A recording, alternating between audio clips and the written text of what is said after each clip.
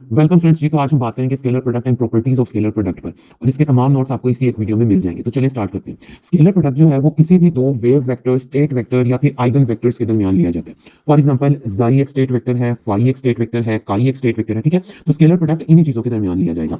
ये ऊपर देखें क्या लिखा हुआ है, let psi phi and chi are the state vector. Suppose करें, फर्स्ट करें कि जाई फाई और काई स्टेट वेक्टर है या वेव फंक्शन है या स्टेट फंक्शन है। Then the scalar product between any two state vector is given by. तो किसी भी दो स्टेट वेक्टर के दरमियान हम कैसे लिखेंगे स्केलर प्रोडक्ट? हम लिखेंगे, ये देखिए ये लिखा हुआ है फाई, ये लिखा हुआ है काई, इसको इक्वल लिखेंगे इंटीग्रेशन, और इन दोनों के दरमियान हम कॉन्जुगेट लिख देंगे। तो इस तरह से हम किसी भी दो स्टेट वेक्टर्स के दरमियान स्केलर प्रोडक्ट को लिख सकते हैं।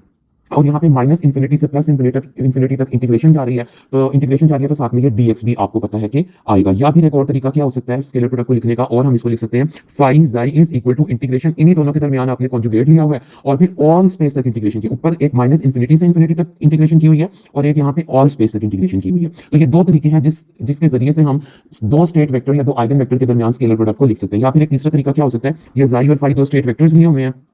आप सबसे पहले इस माइनस इन्फिनिटी से इन्फिनिटी तक जो इंटीग्रेशन आ रही थी, इसको ही आपने तोड़ लेना है। माइनस इन्फिनिटी से पहले जीरो तक जाएगी, फिर जीरो से पॉजिटिव इन्फिनिटी तक जाएगी, और बाकी सारा का सारा वैसे ही आ जाएगा। तो इन तीन तरीकों से हम स्टेट वेक्टर्स के दरमियान स्केलर प्रोडक्ट को रिप्रेजेंट करके लिख सकते हैं। अब हम देखते हैं properties of scalar product. Properties of scalar product में पहली प्रॉपर्टी देखते हैं। ये लिखा हुआ है जाई और ये लिखा हुआ है फाई, और ऊपर इसका लिखा हुआ है कॉन्जुगेट। ये इक्वल होता है फाई और जाई के। ये पहली प्रॉपर्टी हमें कहती है। तो चलें इसको प्रूव करते हैं। लेट किया ये जाई और ये फाई का कॉन्जुगेट, ये इसको इक्वल लिख दिया माइनस इन्फिनिटी से प्लस इन्फिनिटी dx, इंटीग्रेशन में लिख लिया। अच्छा, अब एक बात आपने जहन में रखनी है कि अगर फाई जाई लिखा हुआ है और इसका हम कॉन्जुगेट लेंगे तो ये जाई के ही इक्वल आएगा। फाई लिखा हुआ है, अगर इसका कॉन्जुगेट लेंगे तो ये फाई के ही इक्वल आएगा। ठीक है, तो देखें इसके अंदर जो पहली चीज लिखी हुई है यहाँ पे, इसको हम लिख सकते हैं कॉन्जुगेट की फॉर्म में, क्योंकि ये इसी के ही इक्वल आ जाएगा। इसको यूं लिखा और बाकी सब कुछ ऐसे ही लिखा रहने दिया, माइनस इन्फिनिटी से प्लस इन्फिनिटी dx, इंटीग्रेशन लगा दी। पहला स्टेप क्लियर है। दूसरे स्टेप पे चलते हैं। अब देखें, हमें ये बात पता है, या अब नहीं भी पता तो आप जान लें, अगर a और b का कॉन्जुगेट लिखा होता है ना, तो वो इस तरह से मिलता है हमें। a b का conjugate is equal to b का कॉन्जुगेट और a का कॉन्जुगेट। ठीक है, b का कॉन्जुगेट और a का कॉन्जुगेट, ये एक प्रॉपर्टी है। इस प्रॉपर्टी को आपने माइंड में रखना है कि a b होल का कॉन्जुगेट किसके इक्वल होता है। इसका ऑर्डर रिवर्स कर देते हैं, यानी b का कॉन्जुगेट और a का कॉन्जुगेट। तो दूसरे स्टेप को देखें कैसे आया। ये माइनस इन्फिनिटी से इन्फिनिटी इंटीग्रेशन ऐसे ही रही है, dx ऐसे ही रहा है, और ये a, ये जाई स्टार a है और ये फाई b है। तो a और b इसके होल कॉन्जुगेट को कैसे लिख सकते हैं, b का कॉन्जुगेट यानी फाई स्टार का कॉन्जुगेट और a का कॉन्जुगेट जाई स्टार का कॉन्जुगेट। ठीक है, इसको हम यूं लिखेंगे। अब देखें, ये फाइव स्टार तो ऐसे ही आ गया नीचे फाइव स्टार, ये जाई के ऊपर दो स्टार थे, इस तरह से इसके ऊपर दो स्टार थे, तो ये आपस में आप कह लें कि कैंसिल हो गए। ठीक है, इसको हम खाली फाई करके लिख सकते हैं, ये भी एक प्रॉपर्टी है। तो इसको यूं करके हमने लिख दिया। ठीक है, अब देखें फाई स्टेरिक जाई, ये आ गया हमारे पास लास्ट में सिंपली फाई स्टेरिक जाई, और फाई स्टेरिक जाई को हम डेफिनेटली यूं लिख सकते हैं फाई जाई। ठीक है, ये स्केलर प्रोडक्ट को शो करने का तरीका है, फाई स्टेरिक जाई इक्वल फाई जाई। इसको हम बीच में इस स्टेरिक की जगह हम खाली कोमा भी लगा सकते हैं। तो ये थी पहली प्रॉपर्टी जो कि हमने यहाँ पे प्रूव कर लिया। अब दूसरी प्रॉपर्टी को देखते हैं क्या है। Lambda psi comma phi is equal to lambda star और फिर जाई फाई। लेट करो कि लैम्डा क्या है, एक कॉम्प्लेक्स नंबर है या फिर एक रियल नंबर है। Let lambda is the complex और द रियल नंबर। तो हम इसको कैसे लिखेंगे, ये हमने चीज उठाई, इसको मैंने लिखा है माइनस इन्फिनिटी से प्लस इन्फिनिटी dx, इंटीग्रेशन में इस पहले वाले के ऊपर कॉन्जुगेट लगाएं, जैसे कि हमने पिछली प्रॉपर्टी में किया था। इसके ऊपर हमने कॉन्जुगेट लगा दिया, ये आ गया कॉन्जुगेट, और सेकंड वाला ऐसे ही रहने दिया। अब इसके कॉन्जुगेट को ओपन करें, लैम्डा के ऊपर भी कॉन्जुगेट आ जाएगा और इस जाई के ऊपर भी कॉन्जुगेट आ जाएगा, फाई ऐसे ही आ जाएगा। अब इस लैम्डा को आप बाहर निकाल लें, ये देखिए बाहर निकाल लिया इंटीग्रेशन के सिंबल से, तो फिर ये जाई स्टेरिक फाई को हम कैसे लिख सकते हैं, इस स्टेरिक की जगह हम कोमा भी लगा सकते हैं, जैसे कि मैंने पहले बताया था। तो ये सेकंड प्रॉपर्टी भी हमारी प्रूव हो गई। ठीक है, चलिए अब नेक्स्ट मूव करते हैं थर्ड प्रॉपर्टी पर। थर्ड प्रॉपर्टी क्या कहती है, थर्ड प्रॉपर्टी कहती है जी psi comma lambda phi is equal to lambda बाहर आ जाएगा और ये जाई फाई ऐसे आ जाएंगे। तो अब हम इसको देखते हैं। Let lambda be any real और कॉम्प्लेक्स कांस्टेंट, कोई भी लैम्डा सपोज कर लेते हैं कि ये या तो रियल है या फिर कॉम्प्लेक्स कांस्टेंट है। ठीक है, देन तो इसको हम कैसे लिखेंगे, माइनस इन्फिनिटी से प्लस इन्फिनिटी dx। पहले वाले के ऊपर आप क्या करेंगे, यहाँ पर भी कॉन्जुगेट अप्लाई करेंगे, दूसरा वाला ऐसे ही रहने देंगे। लैम्डा को यहाँ से बाहर निकाल लिया, अंदर क्या रह गया, जाई स्टेरिक फाई। हमें पता है कि स्टेरिक की जगह हम क्या लिख सकते हैं, कोमा भी लिख सकते हैं। तो ये जी थर्ड प्रॉपर्टी भी आपकी प्रूव होगी। अब मैं यहाँ से इसको यूं कर दूं, आप इसका स्क्रीनशॉट कर सकते हैं। ये देखिए प्रॉपर्टीज ऑफ स्केलर प्रोडक्ट में बहुत इजी वर्डिंग में मैंने आपको समझाया है, और ये तमाम प्रॉपर्टीज आप एग्जाम में एक्सप्लेन कर सकते हैं और इसको यहाँ से स्क्रीनशॉट कर सकते हैं। अब हम मूव करते हैं फोर्थ प्रॉपर्टी पर। फोर्थ प्रॉपर्टी क्या कहती है, psi plus chi comma phi is equal to this thing. हम इसको इस तरह से लिख सकते हैं। तो फिर से चलें जी, लेट करें जाई बी अनदर स्टेट फंक्शन, जाई को एक दूसरा स्टेट फंक्शन आ गया। देन हम कैसे लिखेंगे, इसी वाली चीज में पहले वाले का हमने कॉन्जुगेट कर लिया और दूसरा वाला ऐसे ही रहने दिया, माइनस इन्फिनिटी से इन्फिनिटी dx तक लिख दिया। ठीक है, अब देखिए क्या किया, इस जाई के ऊपर भी कॉन्जुगेट अलहदा से आ जाएगा और फाई के ऊपर भी काई के ऊपर भी कॉन्जुगेट अलहदा से आ जाएगा। तो ये देखिए इसके ऊपर अलहदा से और इसके ऊपर अलहदा से कॉन्जुगेट आ चुका है। अब क्या करेंगे, इस जाई स्टार को मल्टीप्लाई कर देंगे इस फाई के साथ।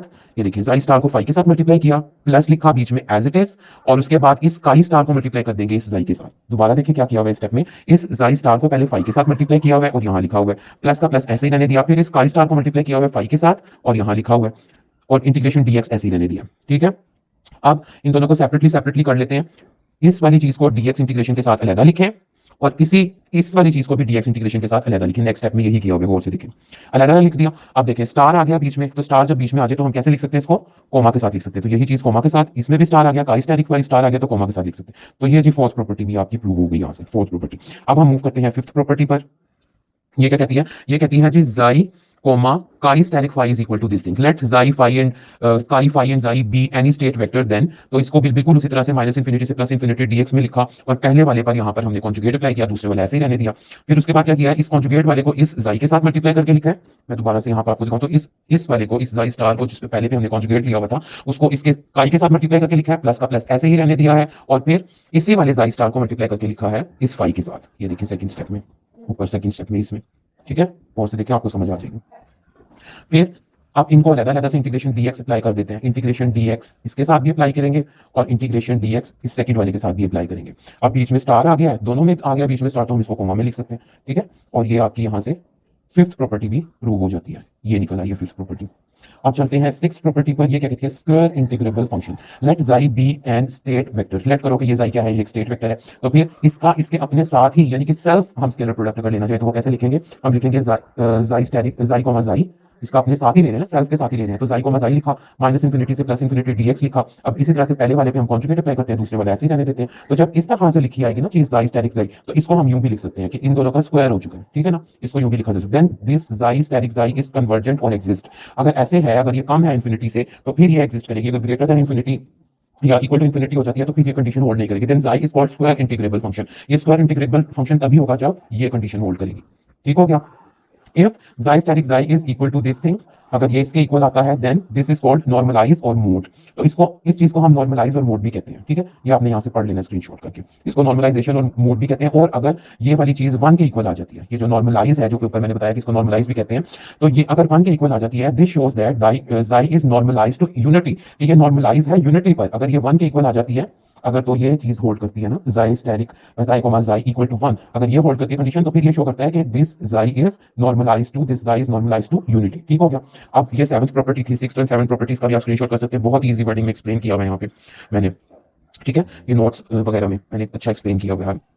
एट प्रॉपर्टी पे चलते हैं। If xi comma xi is not equal to 0, अगर ये 0 के इक्वल नहीं है for this one, and if xi comma xi is equal to 0 for this one, तो फिर क्या होगा, then xi comma xi is the definite real and positive definite। बिल्कुल सिंपल सा लिखा हुआ है। if xi comma phi is equal to 0, then xi and phi are orthogonal। अगर तो इन दोनों का स्केलर प्रोडक्ट, अगर तो xi और phi का स्केलर प्रोडक्ट, नाइन्थ प्रॉपर्टी ये कहती है कि अगर xi और phi का स्केलर प्रोडक्ट 0 के इक्वल है, तो फिर xi और phi क्या है, ऑर्थोगोनल है एक दूसरे के लिए।